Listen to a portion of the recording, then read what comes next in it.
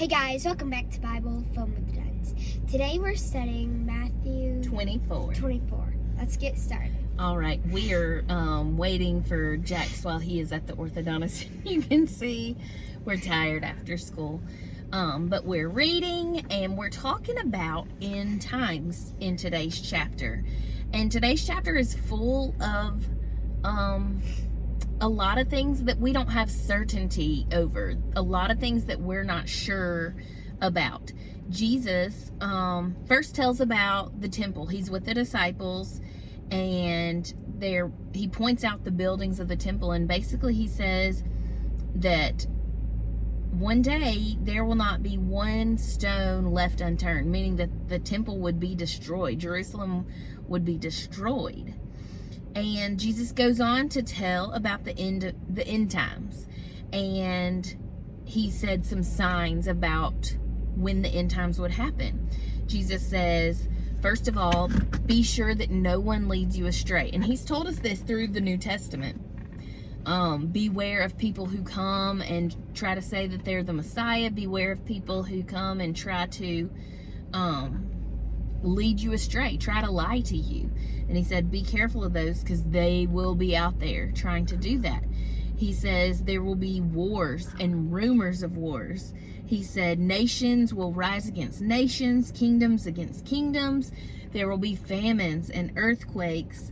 And he said it's going to be like birth pains. It'll get worse and worse as it goes. And then he talks about tribulation. So hard times. And it's really important for us to realize that Christians are not, David Platt said this, and I really like this quote, Christians are not saved from trials. Christians are saved through trials. God will allow things in our lives to use them in our lives, to teach us about Him, to teach us about ourselves. And so it's important for us to realize that followers of Jesus will face difficult times. And we will be persecuted because we follow Him. And Jesus says, but the one who endures will be saved. And he said, the gospel of this kingdom will be proclaimed throughout the whole world as a testimony to all nations, and then the end will come. And so that's a lot of different things. And honestly, as I read through that, I was checking them off. Pretty much all of those things, we could say those things have happened or are happening. And so as we prepare, as we live for this time, there are lots of things that Jesus wants us to focus on, and there are lots of things that Jesus does not want us to focus on. Jesus continues and he talks about when he comes, when he plans to come. He says different things. Stars will fall from heaven, powers of the heavens will be shaken, and that he will come on the clouds. And so we don't really know what he means by stars will fall from heaven, unless he literally means stars will fall from heaven, or if, there are other ways that will happen. And a lot of things in this chapter can be thought of that way, because it's future. It's what's going to happen. This is Jesus telling us what will happen in the future, and none of us have been there yet. And so we can make lots of guesses, but that's not really what Jesus wants us to focus on. And I love another thing that David Platt said about Christ coming back. He first came lying in a manger, and he will come the second time riding on a cloud. The first time he came in humility and to provide salvation. The second time he will come in glory to execute judgment. And I think that's super interesting. We are going to talk about the takeaways that I think Jesus is pointing us to take away, and the takeaways that I don't think Jesus wants us to take away. So, John, you start with yours. Okay, so even though we don't know what will happen in the future, we don't have to worry, because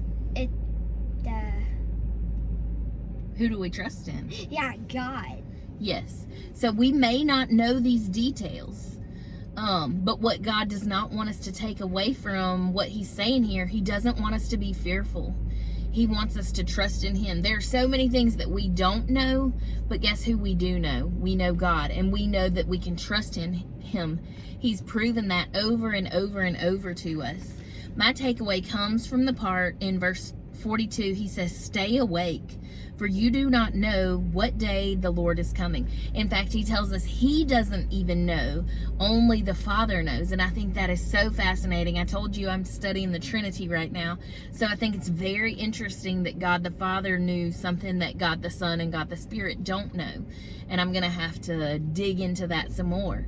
But I love the takeaway to not be afraid, and then my takeaway to stay awake, to know, to be watchful, to live our lives in a way where we are prepared for Jesus to come back, to not allow the world, it says, don't allow the world to lull you to sleep. Don't allow the things of this world to get your attention so much that you forget to focus on Christ, and you forget our job as Christians to know God and to make him known to other people, to love God and to love people. And that's the overflow of that, knowing him and sharing him with others. And so for today, I just want to ask you, do you know what's going to happen in the end times? We don't have to be afraid if we are God's child. If we're not God's child, we don't have these promises of protection and that God will be with us. And so I guess the most important thing as we try to live out this life preparing for Jesus's return, the most important thing is for us to ask you if you have a relationship with Jesus Christ, if you've accepted him as your Savior. And I want to go back and check and count how many times that we've shared this. It's only January, but we've shared it tons and tons of times. But this is the point. This is why we return to his word every day. And then if you do have a relationship with Jesus, are you staying awake? If you're watching with us today, you are someone who goes to the word most likely every single day to remind yourself of the point of your life, that you're not living for yourself, you're living for Jesus, to keep your focus on him. And if you're staying awake, are you sharing him with others? Are you living like he really could return tomorrow? Are you telling the people you love about Christ? We hope you are. We sure try to, and we're going to keep on trying to.